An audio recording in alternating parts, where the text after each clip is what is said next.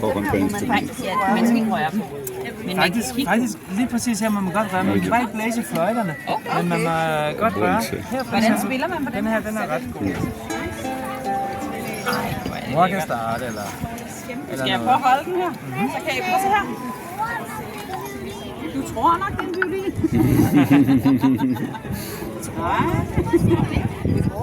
Hold kæft, det er nogle fede melodier, børn har, altså, ikke? Ja. Jeg laver sådan noget instrument.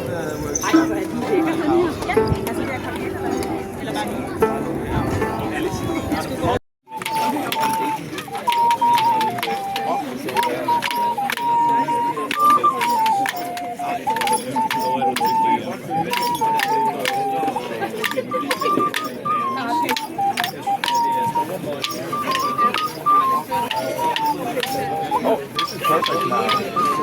And I think like some dog. Det